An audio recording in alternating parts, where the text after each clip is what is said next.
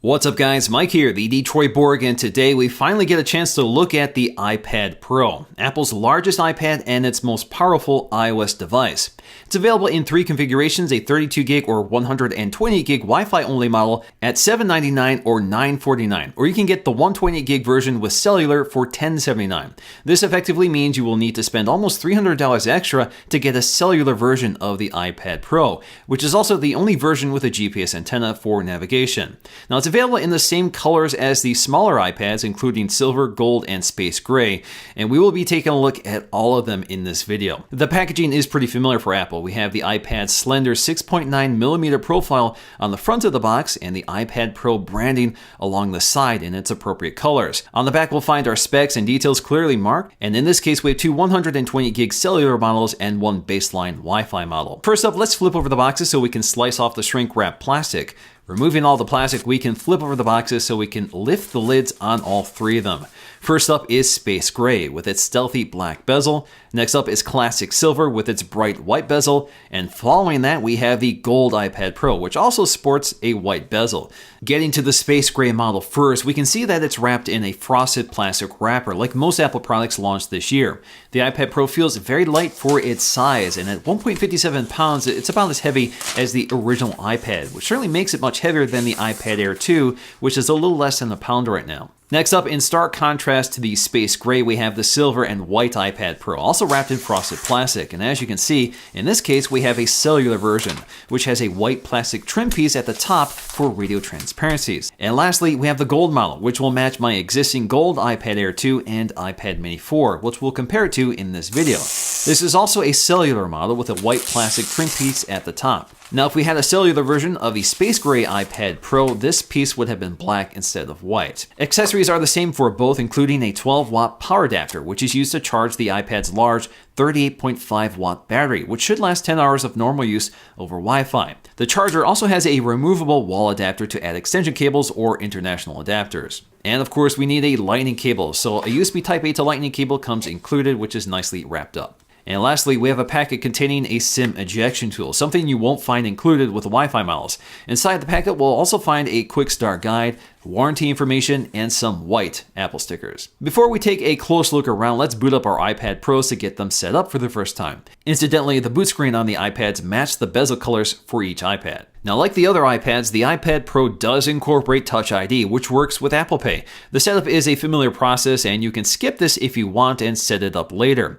iPad Pro unfortunately does not pick up the lightning-fast Touch ID 2 sensor from the newest iPhones. So taking a closer look at the iPad Pro, we are confronted with a truly massive 12.9-inch 4x3 LCD IPS display with a Retina resolution of 2732 by 2048, which is good for 264 pixels per inch, making it the highest resolution display on any iOS device today, but with the same pixel density of the iPad Air 2.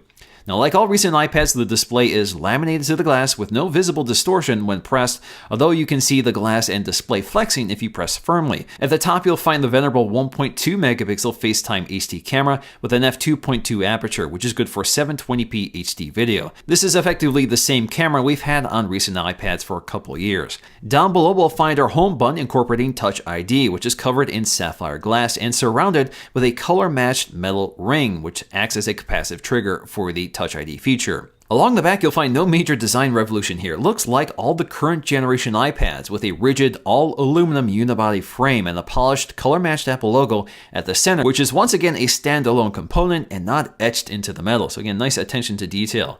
In the upper corner, we'll find an 8-megapixel iSight camera flanked on either side by a set of dual microphones. The camera is also the same one we've seen for a few years now and is good for 1080p HD video with autofocusing and software stabilization. Along the top edge, we'll find the power sleep wake button, and nearby we'll find a set of volume controls with a polished indent between them. At the opposite corner, we'll find a headphone jack with a color-matched insert. And at the bottom, we have a lightning connector, again with a color-matched insert and metal surround. On the cellular models, we'll find a nano SIM tray on the lower right side with an Apple SIM already included.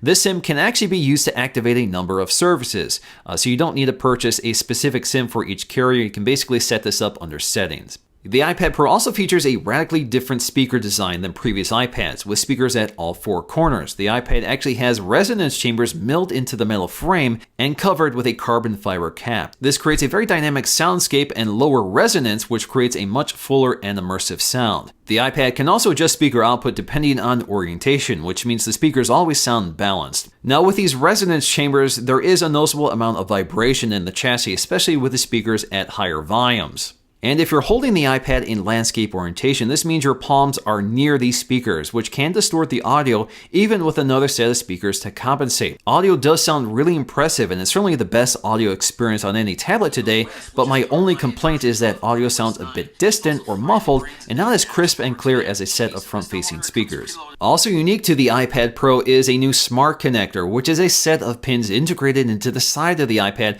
which can provide a data and power connection to accessories, such as the official Apple keyboard case or third-party cases like this Logitech case. This means accessories don't need to provide their own power and no Bluetooth connection is needed. It's all powered by the iPad through this connection. This is particularly nice for backlit keyboards like this Logitech keyboard, which would otherwise have to be charged frequently in order to maintain that backlighting. In terms of specs, the iPad Pro is packing Apple's new A9X CPU, which is a dual-core processor clocked at around 2.25 GHz with 4 gigs of RAM. This leads to a very impressive Geekbench score, besting the single-core scores of the iPad Air 2 and the Mini 4 by a significant margin. Even the multi-core score clearly beats the triple-core A8X from the iPad Air 2. And believe it or not, the iPad Pro actually bests the MacBook by 1,000 points for both the single-core and multi-core score. iOS 9 is effectively the same experience on all iPads, but the screen real estate and processing power makes effective use of iOS 9's multitasking features. Now we have slide over that allows you to peek into apps by swiping in from the right edge in either portrait or landscape orientation. Or we can swipe to expand them for side-by-side windowing. This is only available for apps that support scaling, which includes all Apple apps. But effectively, this allows you to interact with two apps at the same time, and iOS 9 handles this very smoothly and seamlessly. Perhaps the biggest software tweak for the iPad Pro is the new software keyboard, which is nearly the same size as a full-size Apple Magic Keyboard. That's because we have this large screen to work with. Now, this new software keyboard adds a number row at the top, in addition to conventional punctuation and function keys like Caps Lock and Tab. Effectively, it's nearly identical to a classic Apple Mac keyboard with a few tweaks and omissions. This makes it easier to type on the iPad Pro keyboard like a traditional keyboard, but it's still hard to get used to since there is no physical feedback, and it's hard to maintain your fingers near the home row without resting your tips on the glass. Unfortunately, especially in the iPad Pro's case, you can't split the keyboard for thumb reachability like you can on the iPad Air 2 and iPad Mini 4. The camera app doesn't add any new tricks from previous iPads. We still have time-lapse and 120 frames per second slow motion. We also have video, which is still at 1080p with pretty good software stabilization, but no continuous autofocusing while recording. The still camera does have a burst mode, but no live photo feature like the new iPhones. So in terms of camera quality, once again, we have an 8-megapixel iSight camera on the back. Again, an f2.4 aperture, but if you combine that with the new A8 image processor built into the chip, we get really good results here. So images come out really clear and crisp with good exposure and color reproduction, although color tends to be a little washed out here. That's also the case on the iPad Air 2. We also have pretty impressive low light performance here, especially for a tablet. So images come out relatively clear and smooth. The camera is able to find focus fairly quickly and accurately, and we don't see a lot of that artifacting or interference that happens when overprocessing low light images. Video also looks great here, so Apple has really good software stabilization. There's no optical image stabilization here, but we do get excellent results in terms of handheld video. The only problem with this camera is that we do not have continuous autofocusing, so you will have to tap the screen to adjust focus if you change your shot. But again, video comes out clear and crisp with good detail, color reproduction, and exposure. So overall, a great camera system, very much like the one on the iPad Air 2. The iPad Pro is a significantly larger tablet than the iPad Air 2, and especially the iPad Mini 4.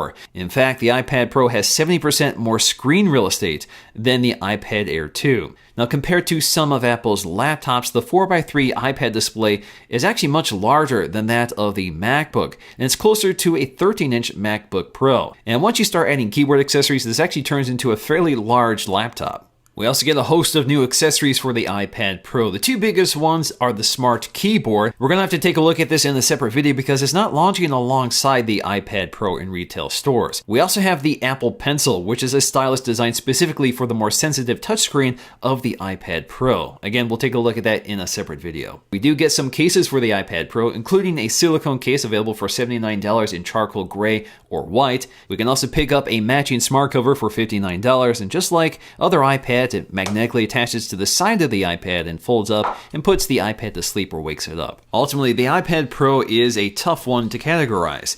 It means different things to different people. For me, it's a laptop with LTE and a touchscreen. To others, it's a digital sketch pad or a bigger display for media consumption and gaming. But ultimately, it's a more powerful tool than before, but its size and heft means it's not really just a larger iPad Air. Using the iPad Pro is a very different experience, so the challenge for an iPad shopper is to determine what they need or what they want from their tablet or laptop. Alright guys, so before I go, what I want to know from you guys is how would you use your iPad Pro? Let me know in the comment section below. Alright guys, so that's going to do for me in this video. Hope you guys enjoyed it. Thanks for watching, and I'll see you again in the next video.